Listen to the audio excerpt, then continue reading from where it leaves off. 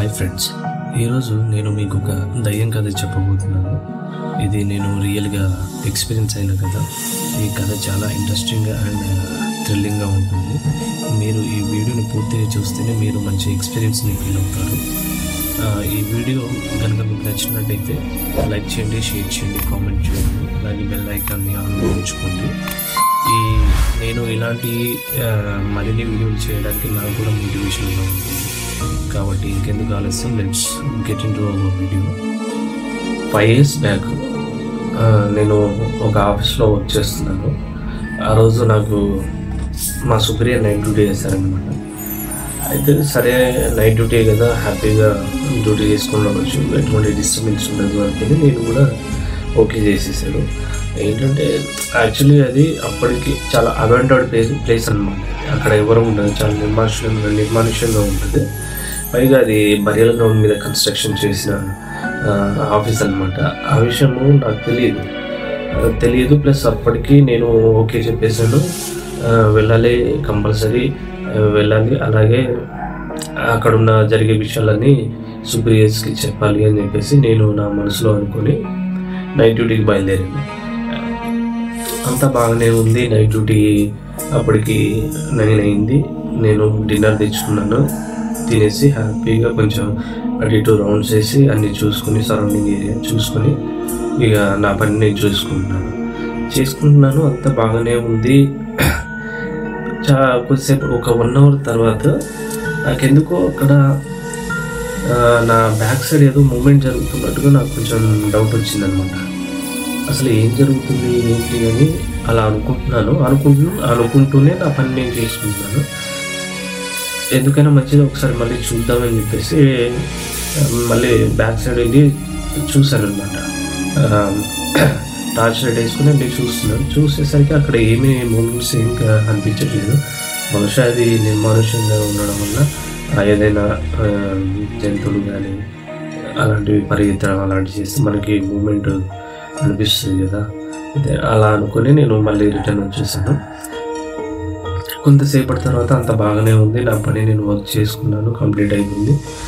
కొంచెం రెస్ట్ తీసుకుందాం అన్న టైంలో పక్క రూమ్లో ఏదో సౌండ్స్ అవుతున్నాయి, చాలా గట్టిగా సౌండ్స్ అవుతున్నాయి. బెంచెస్ ఇలా పడేయడము, అలాగే వాటర్ బాటిల్స్ పడేయడము, కొంచెం లైట్గా ఏడుస్తున్నట్టు సౌండ్స్ రావడము, ఇలాంటివి వినిపిస్తున్నాయి అన్నమాట. అలా వినిపించేసరికి నాకు కొంచెం మనసులో ఏదో తెలియని భయం కలిగింది. అలా ఎందుకని మంచిగా చూస్తే క్లియర్ అయిపోతుంది కదా అనుకుని వెళ్దాం అనుకున్నాను.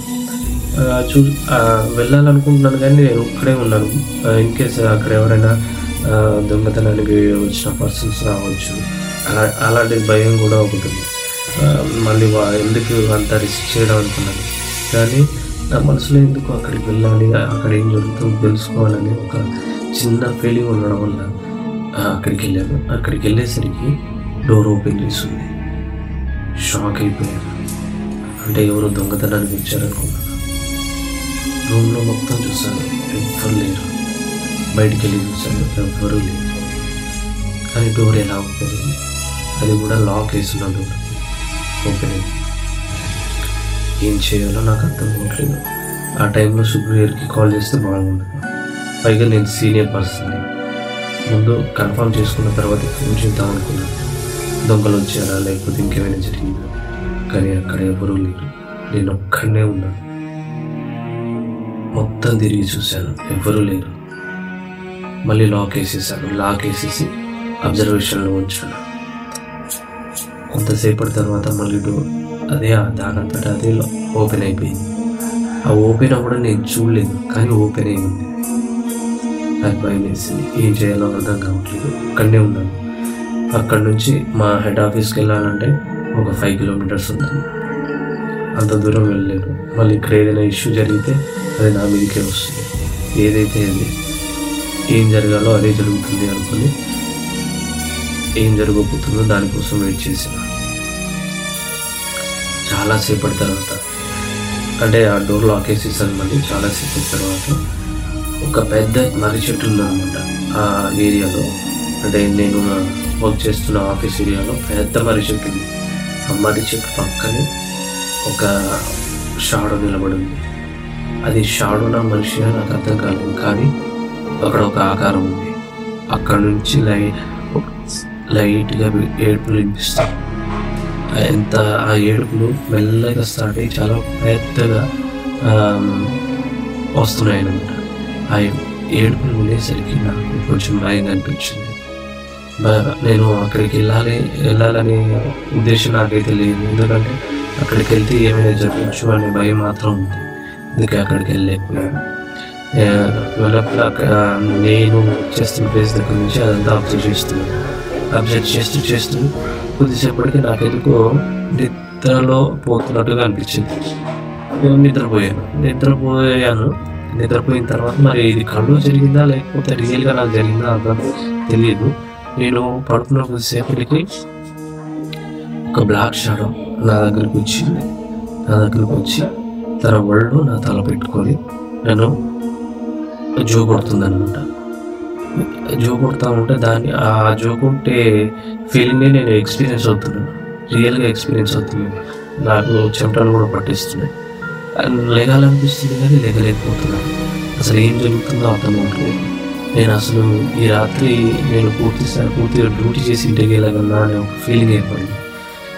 నేను ఇంకా ఆమె ఒళ్ళోనే ఉన్నాను. పైకి లేగాలనుకుంటున్నాను కానీ లేగలేకపోతున్నాను. మా ఫేస్ కనిపిస్తుందా అంటే ఫేస్ కనబడలేదు. పూర్తిగా బ్లాక్ షాడో ఆకారం ఏదో గాల్లో తేలుతున్నట్టుగా అటు ఇటు ఊపుతున్నట్టుగా మాత్రమే ఉంది. ఎంత ట్రై చేసినా లేగలేకపోతున్నాను. చివరికి ఏం చేయాలో అర్థం కాక నా కంట్లో నుంచి నీళ్లు మెల్లగా కారుతున్నాయి అన్నమాట. నేను ఏడుస్తున్నానా లేకపోతే బాధపడుతున్నానా అనేది కూడా నాకు అర్థం అవ్వట్లేదు. అంత భయంకరంగా తయారైంది అక్కడ సిచ్యువేషన్. అంతేకాకుండా ఆ సరౌండింగ్ ఏరియా అంతా చల్లగా అయిపోయి చలిస్తున్నట్టు అనిపించింది.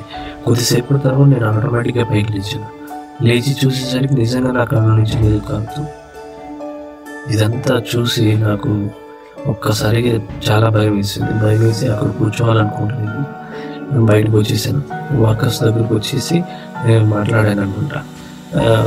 ఈ విషయం వాళ్ళకి చెప్పాలంటే మళ్ళీ వాళ్ళు వర్కర్స్ కదా, మళ్ళీ వాళ్ళు భయపడతారేమో అని చెప్పేసి వాళ్ళకి చెప్పలేదు. కానీ అందులో నాకు చాలా క్లోజ్గా ఉండే పర్సన్ ఒకతను ఉన్నాడు. అతనికి చెప్పాను ఈ విషయం, ఇలా జరిగింది, ఇదంతా నిజమా భ్రమణ అని నేను అతనికి చెప్తే, లేదు సార్ ఇది నిజంగా జరుగుండొచ్చు, ఎందుకంటే మేము ఇలాంటి విషయాన్ని చాలాసార్లు ఎక్స్పీరియన్స్ అయ్యాము, అది మాకు అలవాటు అయిపోయింది, కాకపోతే ఇప్పటి వరకు ఎవరికి ఎటువంటి ఇబ్బంది కలగలేదు అని చెప్పేసి అతను అన్నాడు. అలా అనేసరికి నాకు కూడా కొంచెం ధైర్యం వచ్చినట్టు అనిపించింది. కొన్ని రోజుల తర్వాత మళ్ళీ సేమ్ నాకు అక్కడే డ్యూటీ చేశారు. అయితే ఇదివరకు నాకు ఇలా కనిపించినట్టుగా అయితే ఎక్స్పీరియన్స్ ఏం జరగలేదు. డైరెక్ట్ నాకు కనిపించింది అనమాట. డైరెక్ట్ ఆ రూమ్లో ఇలా వస్తువులు విసిరేయడము, ఏడవడము ఇలాంటివి నేను రియల్గా ఎక్స్పీరియన్స్ చేశాను. ఆ తర్వాత రోజుల్లో ఎక్స్పీరియన్స్ చేశాను. అలాగే తన వల్ల నాకు కూడా చాలా ఇబ్బందులు కలిగాయి అన్నమాట. చాలా డిస్టర్బ్ అయిపోయాను. అప్పటి నుంచి మెల్లమెల్లగా విషయాలన్నీ అందరికీ స్ప్రెడ్ అయిపోయాయి. మా ఆఫీస్ ఏరియాలో, ఆ ఏరియాలో ఇక వర్క్ చేయడానికి ఎవరికి పర్మిషన్ ఇవ్వలేదు. మెల్లమెల్లగా మళ్ళీ ఆ ఆఫీస్ నుంచి అందరం వచ్చేసాము. అప్పటి నుంచి ఆ ఆఫీస్ అలాగే ఉంది.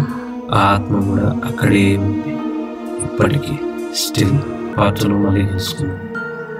బాయ్.